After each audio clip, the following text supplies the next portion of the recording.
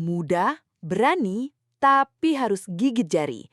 Itulah gambaran perjuangan skuad masa depan voli Indonesia, Jakarta Garuda Jaya, di ajang paling bergengsi antar klub Asia, AVC Men's Volleyball Champions League 2026. Di tengah gegap gempita dukungan ribuan supporter yang memadati GOR Terpadu Ahmad Yani Pontianak, langkah anak-anak muda kita akhirnya harus terhenti. Melawan raksasa Iran yang diperkuat deretan bintang dunia, Garuda Jaya dipaksa tunduk 3 set langsung tanpa balas. Apakah ini akhir dari segalanya? Ataukah ini justru awal dari ledakan besar voli Indonesia di masa depan?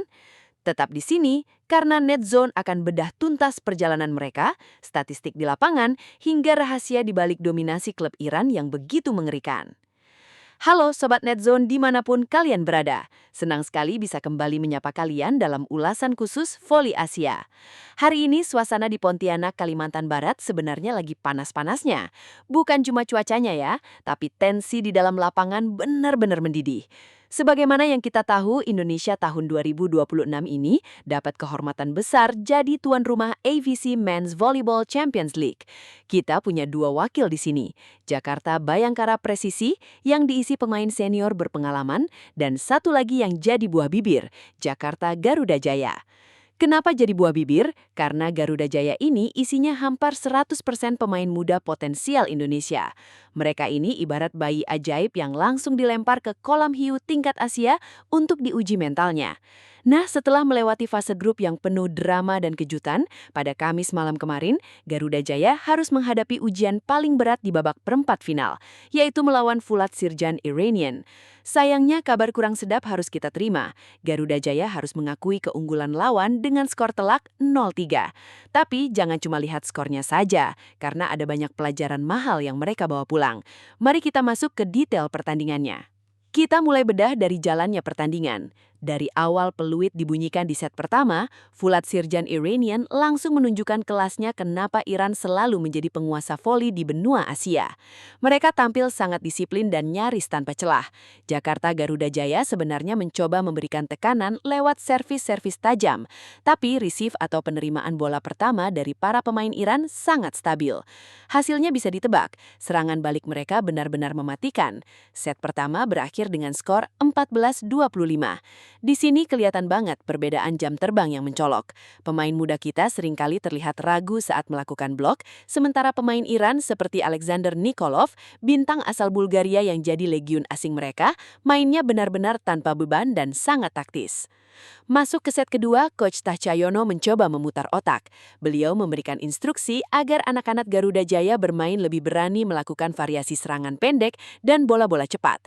Sempat ada beberapa momen keren di mana spike keras dari pemain muda kita tembus melewati tembok Iran.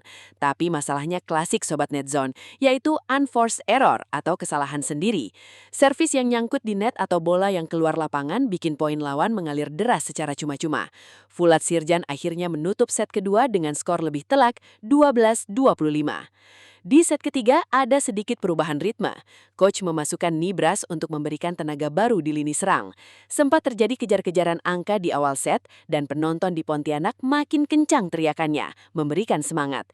Ada harapan buat mencuri satu set, tapi ya itu, kematangan mental berbicara banyak. Di poin-poin krusial di atas angka 10, Fulat Sirjan kembali menutup ruang. Tembok blok mereka tinggi banget dan rapat, sulit sekali ditembus oleh spiker kita. Set ketiga pun ditutup dengan skor yang sama, 12-25. Dengan hasil ini, Jakarta Garuda Jaya resmi terhenti di babak perempat final.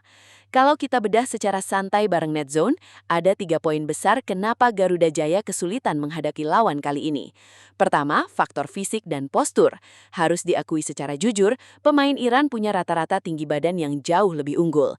Ini sangat berpengaruh pada efektivitas blok dan jangkauan spike saat bola-bola tinggi. Kedua, masalah experience internasional. Pemain Fulat Sirjan itu mayoritas diisi penggawa timnas Iran, ditambah pemain asing kelas dunia yang sudah biasa main di liga-liga Eropa. Sementara Garuda Jaya, mereka adalah anak-anak muda yang baru mencicipi kerasnya kompetisi profesional level Asia. Tekanan di babak gugur perempat final itu tekanannya beda banget dibanding fase grup. Ketiga, soal konsistensi. Dalam olahraga voli, kalau kita kasih lawan sedikit saja, mereka bakal hantam terus tanpa ampun. Garuda Jaya sering kehilangan momentum setelah melakukan satu atau dua kesalahan beruntun. Tapi hey, kita harus ingat, ini mereka masih sangat muda dan masa depan mereka masih sangat panjang. Meskipun kalah, kita sebagai pecinta voli nggak boleh menutup mata pada hal-hal positif yang mereka tunjukkan. Penampilan Jakarta Garuda Jaya sepanjang turnamen AVC 2026 ini sebenarnya sudah melampaui ekspektasi banyak orang. Bisa menembus babak 8 besar di level Asia dengan skuad muda, itu adalah prestasi yang luar biasa loh. Pemain-pemain seperti Nibras dan rekan-rekannya menunjukkan bahwa Indonesia nggak kekurangan talenta hebat. Mereka punya nyawa yang besar. Di beberapa momen mereka berani melakukan rally-rally panjang melawan pemain kelas dunia. Ini adalah investasi yang sangat berharga. Kekalahan 0-3 dari Fulat Sirjan ini bisa dianggap sebagai kuliah singkat paling mahal yang pernah mereka dapatkan. Mereka belajar gimana cara menghadapi blok rapat, gimana cara melakukan servis yang nggak cuma kencang, tapi juga taktis menekan lawan. Oh ya, di saat Garuda Jaya harus terhenti, ada kabar baik dari wakil Indonesia lainnya. Jakarta Bayangkara Presisi berhasil melaju ke babak semifinal setelah mengalahkan wakil Kazakhstan, Zaik Visi. Jadi harapan Indonesia untuk angkat trofi di rumah sendiri masih ada di pundak Bayangkara Presisi. Tapi untuk Garuda Jaya, perjalanan mereka di AVC tahun ini resmi terhenti sebagai salah satu dari 8 tim terbaik di Asia.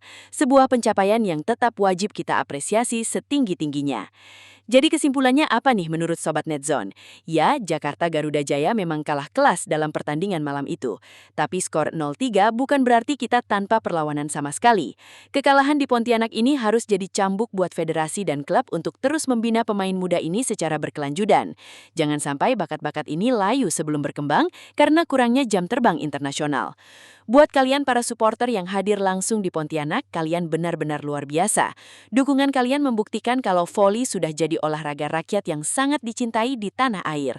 Meskipun Garuda Jaya terhenti, jangan patah semangat. Mari kita terus berikan dukungan penuh untuk Jakarta Bayangkara Presisi yang masih berjuang di babak semifinal demi mengharumkan nama bangsa. Terima kasih sudah menyimak ulasan lengkap dari Netzone kali ini. Menurut kalian siapa nih pemain Garuda Jaya yang tampil paling oke sepanjang turnamen? Tulis pendapat kalian di kolom komentar ya. Jangan lupa untuk like, share, dan subscribe agar kalian gak ketinggalan update terbaru seputar dunia voli.